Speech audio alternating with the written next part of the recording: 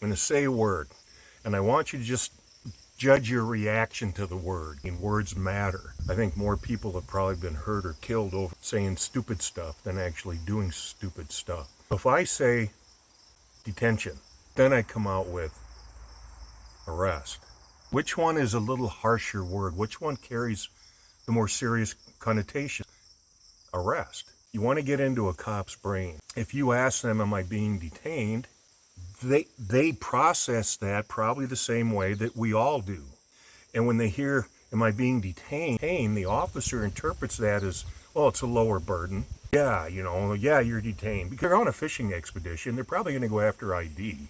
Now, it does clarify. Said, am I being detained is not the wrong answer. Is it always the right thing to ask? That's what I'm getting at. So the officer hears, am I under arrest?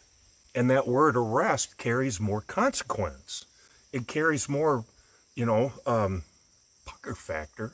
The officer's mind hears arrest and starts to short circuit. And they're thinking arrest, well, I know. And their brains, no, but they have to answer the question. They're likely to say, am I under arrest? No. Let's teleport ourselves to the state of Texas. All you Texas auditors, why don't you freaking listen? In Texas, you have to be lawfully arrested first before you're required to reveal your identity. So you ask a Texas officer, am I under arrest? And they say no. You just won your case if you get falsely arrested in Texas. Asked.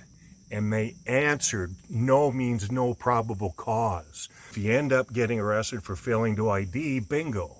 Nothing's going to stop a false arrest. If you get a K. Fisher, that jackwagon out of, Dothan, Alabama, we all know him. You're not willing to compromise those or surrender them to a jackwagon, like Fisher, you're going to get arrested. Time after time after time, and they get away with it. Oh, I could get into that whole ID stuff again. That's why I write books, so maybe I don't have to talk so much. So am I being detained? It covers every situation. If it's non-consensual, it does lock the officer into, yes, you're being detained. Okay, we're talking a Fourth Amendment issue because she has seized you as a person and human being. But it's too easy to say yes to. Yeah, you're being detained. Now, if you're in other states and you're lawfully detained on a reasonable suspicion, in most cases, yes, you're going to have to ID. It doesn't mean you have to give everything. Just be your name. It may be your name and address. It may be name and something else. So make sure that you understand exactly how the ID laws work in your home state. Now, let's not get into stop and ID. Every state, you have to have reasonable articulable suspicion of a particularized crime in order to detain. Don't let them go on fishing expeditions. Learn some verbal judo, guys. When an officer's asked for his name and badge number, and they do, it's right here. Look him in the eye and say, that's how a child would answer the question. It doesn't matter how they react because I guarantee you inside, they know they've messed up. Congratulations.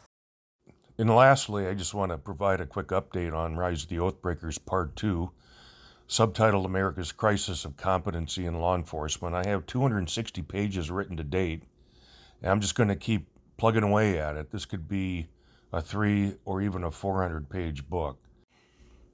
Will it take me 2 years to complete like it did the first Rise of the Oathbreakers book? I hope not.